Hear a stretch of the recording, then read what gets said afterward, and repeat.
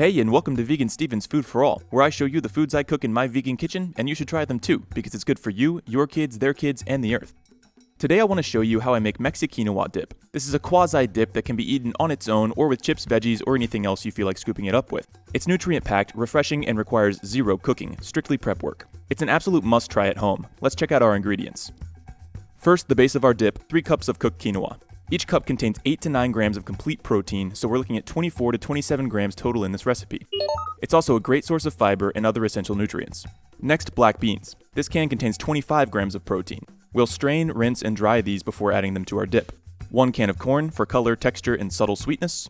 An orange bell pepper to be finely diced. Red onion for some sharpness. Skip this if you're not a red onion fan. 1 jalapeno for some heat. Use more or less depending on your heat tolerance. Some green onion to be thinly sliced. Here's a weird dance move, I don't know why I did this. Some cherry tomatoes. I mean, look at these bad boys, they look delicious. An avocado to be added at the very end so it retains its structural integrity. 1 lime for acidity. Acidity is what keeps you coming back for more. It cleans the palate and keeps your taste buds curious. Some cilantro. Some salt, chili powder, cumin, and garlic powder to season. I'm using garlic powder instead of fresh garlic because this dip is going to sit in the fridge for a bit before we eat. If I used fresh garlic, the flavor would intensify too much as the dip waited in the fridge, and the garlickiness of our final product would be overpowering. And lastly, some chips for dipping. I'm using Trader Joe's blue corn tortilla chips with amaranth, quinoa, and chia seeds. These have a good bit of protein and fiber and taste great. I enthusiastically endorse them for all of your tortilla chip needs. Let's get started. Snag a large mixing bowl and dump your cooked quinoa in there. Now let's prep our veg. First, scallion. Top and tail this guy. Remove the whites and either use them for another dish or place them in your stockpile. Line up the greens, and chop thin slices. The beauty of this recipe is that you can go directly from your prep to your mixing bowl.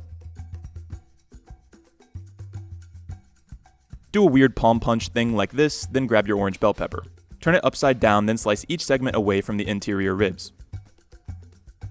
Slice each segment into 1/2 centimeter slices. Notice how I slide my blade forward as I press down through the cut. This utilizes the sharp edge of my blade and the downward force I'm applying to maximize slicing efficiency. Turn your slices and chop to a fine dice. Slice another segment of your pepper. Looks like I have enough here, so save the 3rd segment for something else. Next up, red onion. Chop off the non-root end, toss it, and remove the peel. They actually sell red onions with the peel removed at the store for an additional $1. If you ever see anyone buying those, avoid that person at all costs. They are not to be trusted. We want to chop this to a mince so no one ends up eating a huge chunk of red onion. To accomplish this, make 5 slices into the side, then 14 slices towards the root. It has to be exactly 14 or the recipe will be ruined and your cutting board will catch fire. Finish chopping that to a mince, then deposit it in your bowl. At this point, the onion made me cry more than the ending of Toy Story 3, so give me 1 sec and I'll be back. Okay, I'm good. It's tomato time. Tomato time, tomato time, tomato time. I heard it's tomato time. This is 14 cherry tomatoes. Tomatoes. Don't even think about using 15. We'll start by halving these. You'll see supposed hacks where you can put the tomatoes in between some lids like this. Yeah, I'd rather just slice them in half like a normal human.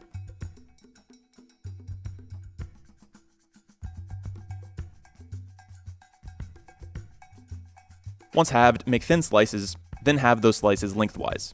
Here's a slower shot. Notice how I slide the blade forward through the skin of the tomato as I press through the cutting board. And I lied, turns out I only needed 4.5 tomatoes, but hey, snacks for the chef.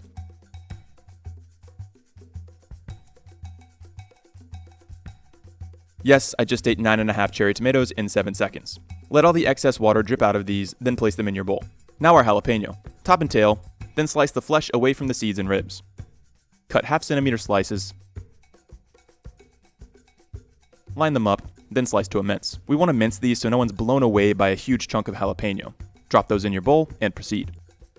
Now here's our avocado and cilantro. We're intentionally leaving these 2 out for now. If we added them now, they would break down and we wouldn't get the most out of them. So we'll wait to the last second to add them in. Yes, I'm eating raw cilantro. Don't judge. Let's get limey. Firmly roll your lime against the board to burst the cells inside and release the juices. Slice in half, then squeeze 1/2 into your bowl utilizing your last birthday present. Thanks, Mom. Bring in your garlic powder, chili powder, cumin, and salt. Add 2 firm pinches of salt, a 1/2 teaspoon of cumin, 3/4 teaspoon of chili powder, and a 1/2 teaspoon of garlic powder. I'm going easy on these seasonings now because I can always add more if I need to. Whoa, came seriously close to forgetting my corn and black beans there. I strained, rinsed, and dried these off camera. Or did I? Is everything a lie? Does the universe exist? Is life a simulation? I don't know. Game over. I'm adding about half the corn and 3/4 of the black beans.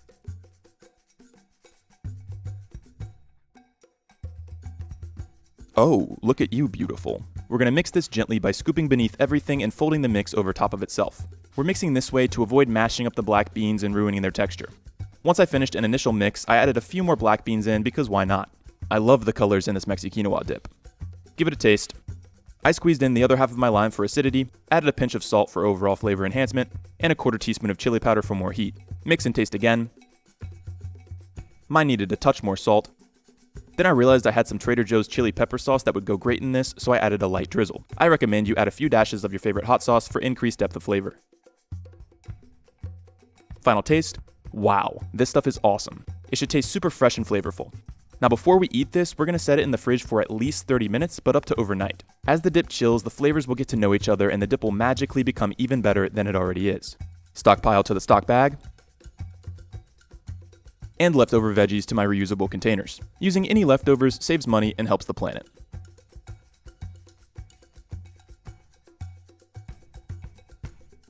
Hold up a sec, I need a much better song. No. She my number one, I don't need nothing on the side. There we go.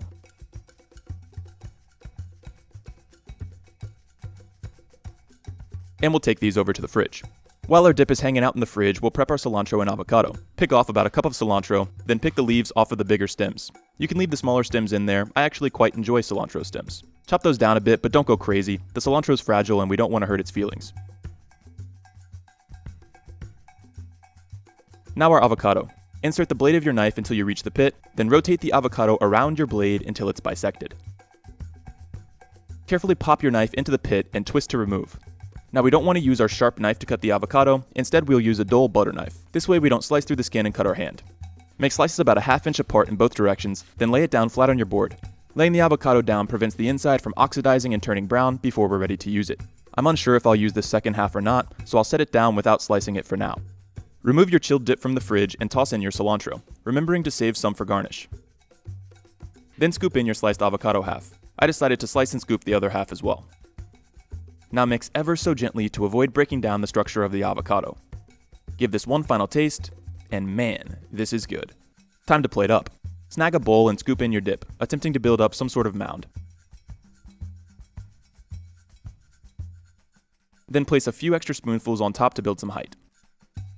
Next, rain down some cilantro from high above for garnish.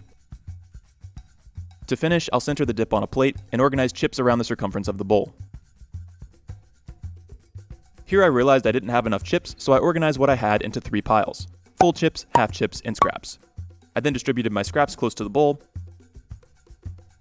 followed by my halvesies, then my wholes. Now things look a bit nicer. Oop, let me fix this one. Nice. And that's it. This is one of my favorite easy things to make. It's fresh, filling, great for a crowd, and is a must-try at home. You're guaranteed to love it. Support me by subscribing below for more cooking videos, following me on Instagram, and consider becoming a patron. Thanks!